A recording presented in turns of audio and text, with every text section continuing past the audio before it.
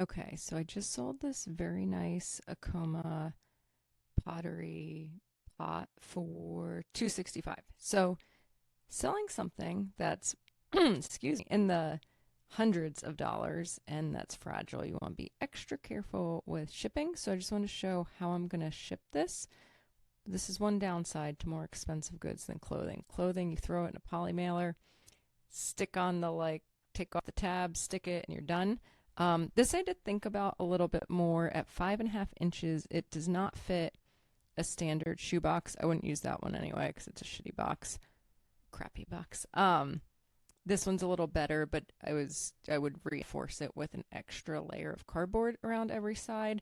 But there's not room for it to fit, and when you're shipping fragile stuff, you also want there to be a cushion around the perimeter because if that, say, this is even like pushed up against the edge of something and something hits it, more likely to break. So, what I'm going to do is I have these um, USPS ground boxes that are, I think, about 12 by 12, and I'm going to put a shoebox in it, open, and then this guy bubble wrapped to all heck in the shoebox so it's like not rattling around in the larger box. And then I think I will probably take the top off of this shoebox to top it off, but we'll see how much space is in there.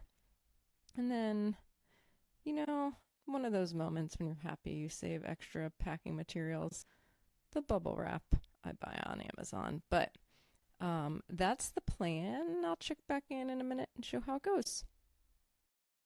We're pivoting. I found this smaller box that had bowls, so pretty heavy, and it fits the bubble wrapped to all heck pot pretty well. I'll put some more bubble wrap and stuffing in there, and then I think this is not going to be enough. It's going to be too tight, so it's still going to go in the ground shipping box. So, this is a 3D spatial awareness challenge for me, but we're doing it.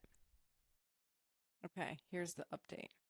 We've got this bowl box worked out well. I bubble wrapped the piece of pottery some more from when it was shown previously, and then put a layer of bubble wrap on the bottom of this box, and then put the already bubble wrapped pottery in, stuff the rest of it with, you guessed it, more bubble wrap all around the pottery, and which was already bubble wrapped. So, and in that moment, I thanked my prior self for saving things like random pieces of bubble wrap because the price of that can add up, and it was nice to have and be able to stuff.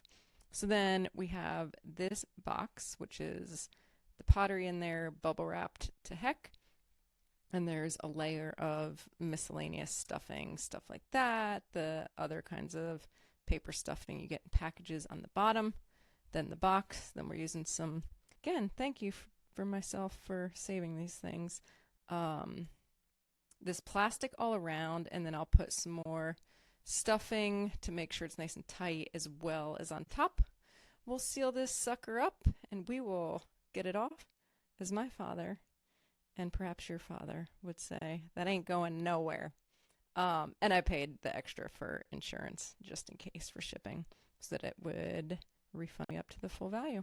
All right, that's all.